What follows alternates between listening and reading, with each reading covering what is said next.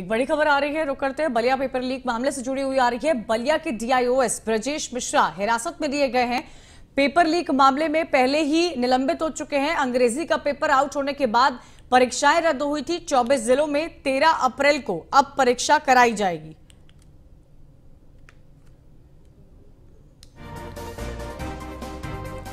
तो बड़ी खबर इस वक्त आपको बता दें, बलिया पेपर लीक मामले से आ रही है, जहां पर डीआईओएस को हिरासत में लिया गया है। बलिया के ब्रजेश मिश्रा पहले ही सस्पेंड किए जा चुके थे, ये कार्रवाई की गई थी, लेकिन अब उनको हिरासत में लिया गया है। पेपर लीक मामले में इनको पहले सस्पेंड किया जा चुका है। अंग्रेजी का पेपर आउट होने के बाद परीक्षाएं रद्द हुई थी। कई सारे बच्चे जो रजिस्टर्ड थे, एनरोल्ड थे, वो आज एग्जामिनेशन सेंटर पहुंचे थे। जब उन्हें पता चला कि आज जो है वो एग्जाम जो है पोस्टपोन कर दिया गया है, रद्द कर दी गई हैं आज की परीक्षाएं। 24 जिलों में 13 अप्रैल को अब जो है वो परीक्षा आयोजित की जाएगी। तारीख दोबारा दी गई है। ज्यादा जानकारी के लिए सीधा रुख करेंगे मनोज राय का, हमारे संवाददाता बलिया से हमारे साथ जुड़े हुए हैं। मनोज, ब्रजेश मिश्रा को पहले ही निलंबित किया जा चुका था, अब बड़ी कार्रवाई और हुई है, हिरासत में लिया गया है। क्या और जानकारी मिल पा रही है इस पूरे मामले में? आपको बताते चले कि बलिया में जो इंटरमीडिएट की इंग्लिश प्रश्न पत्र के आउट मामले में जिला विद्यालय निरीक्षक कार्यालय के सभी बाबू और जिला विद्यालय निरीक्षक को दिन के 12 बजे ही पुलिस कार्यालय बुलाया गया था, पुलिस अधीक्षक के कार्यालय, और वहां से उनसे पूछताछ के बाद अब जिला विद्यालय निरीक्षक डॉक्टर ब्रजेश मिश्रा को पुलिस ने हिरासत में लिया है। वहीं पर देखा जाए तो अमर उजाला के पत्रकार अजीत ओझा, जिन्होंने इस खबर को प्रकाशित किया था, उनको भी पुलिस कोतवाली बलिया ने अपने हिरासत में लिया है। तो वहीं देखा जाए फिर सिकंदरपुर में भी 5 लोगों को पुलिस ने सिकंदरपुर थाने में बिठा रखा है। वहाँ एक प्राइवेट मान्यता जो है इंटरव्यू वहाँ के सारे कर्मचारी है, जिनके ऊपर आशंका है कि ये लोग भी इस पेपर लीक मामले में सम्मिलित हो सकते हैं। वैसे एसीएफ बलिया में पहुंचने वाले है तो एक बड़ी कार्रवाई को अंजाम देने वाले है, और इसके मद्देनजर देखा जाए पुलिस का एक्शन दिख रहा है। कई लोग अभी गिरफ्त में आने वाले हैं। जी बिल्कुल, तो देखिए यहाँ पर लगातार कार्रवाई की जा रही है। एसटीएफ भी कार्रवाई कर रहा है। वाराणसी से एसटीएफ की टीम जो है वो बलिया पहुंच चुकी है, लोगों से पूछताछ जारी है। बताया जा रहा है कि हिरासत में लेने का जो सिलसिला है वो मनीष शुरू किया जा चुका है। अब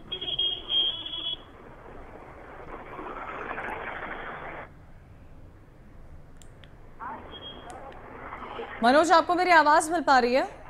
जी मनोज, तो लगातार एक के बाद एक कार्रवाई हो रही है। 7:30 बजे मीटिंग भी है लोक भवन में इसको लेकर, लेकिन बलिया से क्योंकि शुरुआत हुई है, पेपर लीक वहीं से किया गया है, उसके बाद 24 जिलों में रद्द कर दी गई हैं। ये अंदेशा लगाया जा रहा है कि कई सारे अधिकारी, बलिया से कर्मचारी भी इसमें इन्वॉल्व हो सकते हैं। जी, इसलिए इसको मद्देनजर रखते हुए पुलिस ने सारे शिक्षा विभाग के जिला विद्यालय निरीक्षक से जुड़े कर्मचारियों के मोबाइल नंबर और उनके पते को ली हुई है, ताकि उनको ट्रेस किया जाए कि कहीं यहाँ के कर्मचारी उसमें तो संलिप्त नहीं है या कोई इसमें विद्यालय के लोग तो संलिप्त नहीं है। इसलिए सारे पेपर को एक साथ मंगाया गया है। जो परीक्षा केंद्रों को पेपर भेजे गए थे वह सील्ड देखने के लिए सारे पेपर को तलब कर लिया गया है, इसलिए कि कहीं इससे अगर उस पेपर में लीक होने की संभावना मिलती है वह तो उस व्यक्ति को तत्काल पकड़ा जा सके।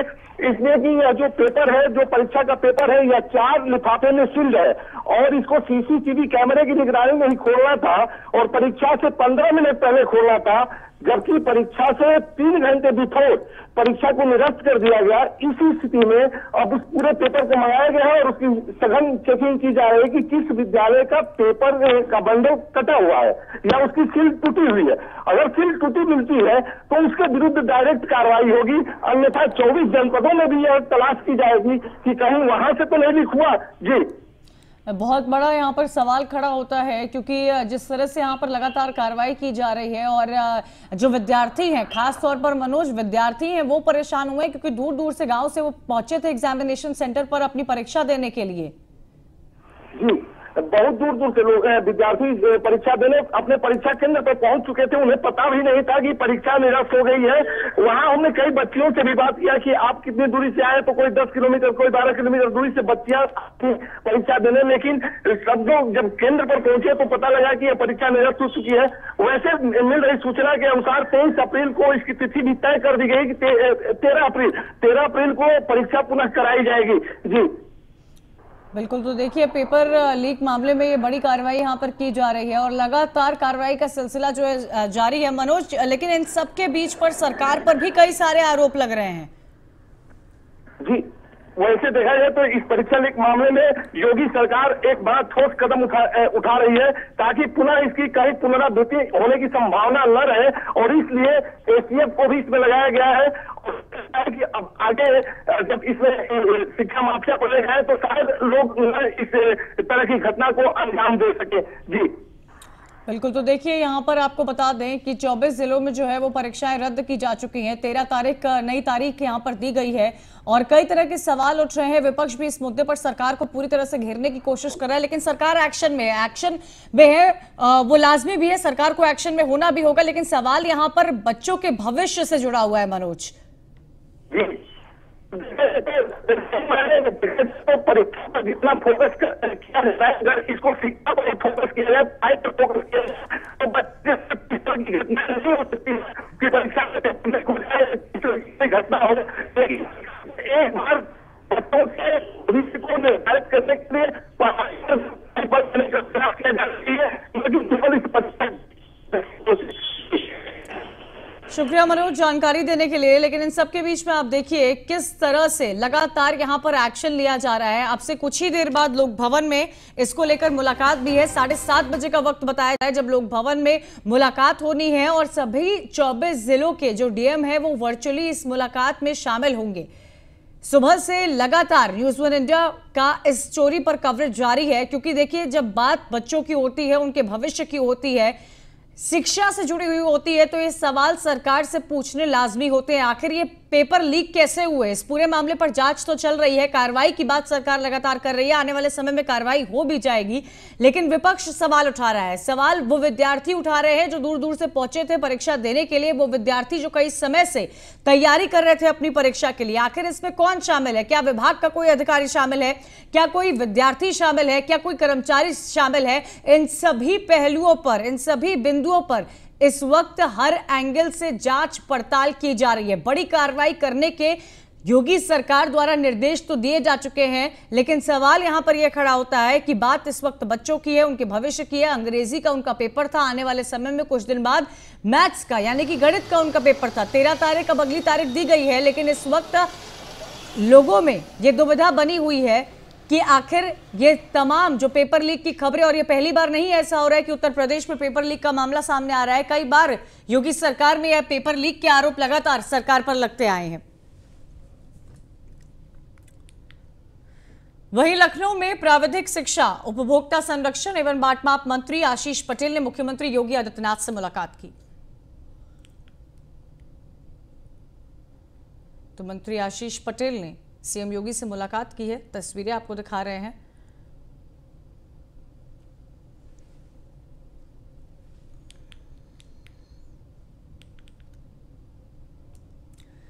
उधर कुशीनगर में बीजेपी समर्थक बाबर अली की हत्या को लेकर योगी सरकार फुल एक्शन में है। मृतक बाबर अली के घर दर्जा प्राप्त राज्य मंत्री राजेश्वर सिंह पहुंचकर प्रभारी थानेदार राम कोला को फोन कर आरोपियों के ठीक करने की नसीहत दी। इसी बीच जब उन्होंने आरोपियों के शौचालय में गोवंश की सींग देखने को कहा तो वहां पर भड़क गए। इस पर राजेश्वर सिंह ने प्रभारी एसओ को मौके पर बुलाया और उन्हें आरोपियों को पकड़कर पट्टा से मारने और गंभीर केस दर्ज कराने के निर्देश भी दिए।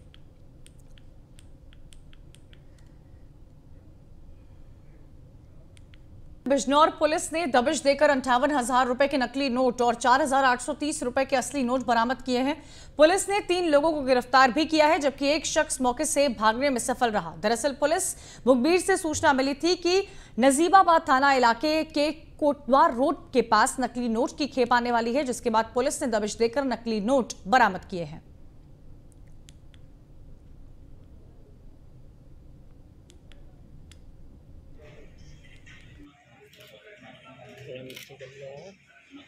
कोटद्वार रोड से 3 अभियुक्तों को नकली नोट के साथ गिरफ्तार किया गया। कयूम, वरुण और कौशल, इनके कब्जे से 58,000 रुपया नकली नोट और 4830 रुपया असली नोट बरामद हुआ।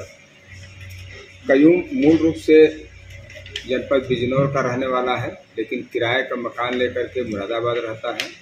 इसकी रिश्तेदारी के ही शमशाद, गुलफाम और एक अन्य शमशाद, जिनका पारिवारिक रंजिश एवं चारित्रिक आशंका के चलते इनको फंसाना चाहते थे। नजीबाबाद में बुलाया गया था, लेकिन वो आ नहीं पाए थे। इसी दौरान पुलिस को सूचना मिली, जिसके तहत तीनों अभियुक्तों को गिरफ्तार किया गया।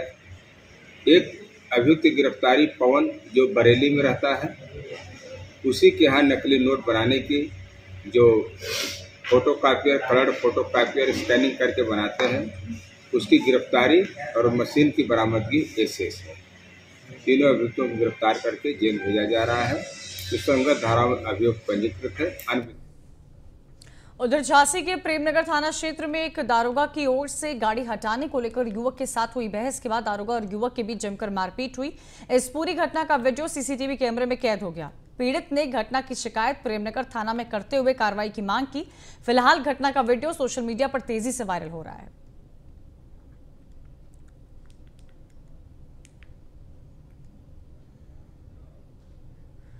उधर हरदोई जिले के रेलवेगंज इलाके में बदमाशों ने घर में घुसकर लूटपाट की वारदात को अंजाम दिया। बदमाश घर से 25 लाख रुपए लूटकर फरार हो गए।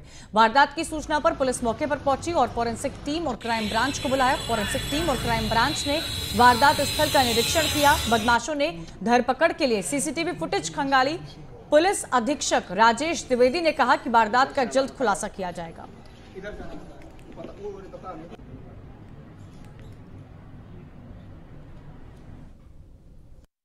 यह ज्ञात हुआ है, ग्राउंड फ्लोर पे एक महिला अकेली थी और वो गेट बंद कर रही थी, तभी 3 व्यक्ति अंदर घुस आए।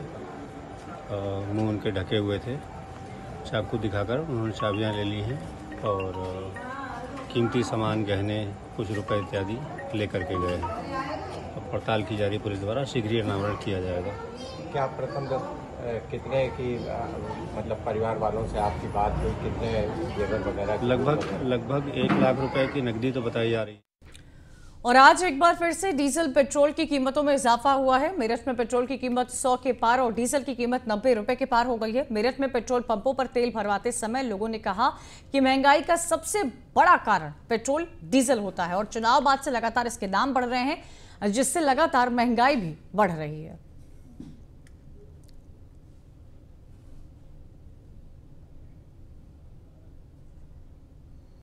लगातार बढ़ते पेट्रोल और डीजल के दामों ने आम जनता का क्या हाल किया है। साफ तौर पर देखा जाए तो मेरठ के अंदर आज पेट्रोल की कीमत 100 पार है और वहीं 95 से ऊपर डीजल भी पहुंच चुका है। लगातार देखा जाए तो आम जनता क्या कहना है, कितनी परेशान है, क्योंकि सरकार बनने से पहले लगातार अगर बात की जाए तो सरकार महंगाई को लेकर के साफ तौर पर कह रही थी कि पेट्रोल के डीजल के दाम कम कर दिए गए हैं, लेकिन जैसे ही दूसरी बार शपथ लेने के बाद मुख्यमंत्री की लगातार भाजपा सरकार आने के बाद पेट्रोल डीजल के दामों की बढ़ोतरी शुरू हो चुकी है। लगातार आज 8वां दिन है और 8वें दिन में अगर बात की जाए तो मेरठ के पेट्रोल पंप पर 160 पैसे पेट्रोल की कीमत है और यहाँ अगर देखा जाए तो लगातार जिस तरह से कीमतें बढ़ रही हैं, आम जनता का क्या हाल है, आम जनता का क्या कहना है। लगातार पेट्रोल डीजल की जो कीमतें हैं उनको लेकर के बाबूजी कितने संतुष्ट हैं आप? भैया लगातार कीमत बढ़ रही है पेट्रोल डीजल की, उससे दूसरी चीज़ें भी इफ़ेक्ट होती है। महंगाई इतनी ज़्यादा बढ़ रही है कि नॉर्मल नहीं, गरीब आदमी का नहीं, मीडियम क्लास को तो एकदम पीस के रख दिया है गवर्नमेंट ने।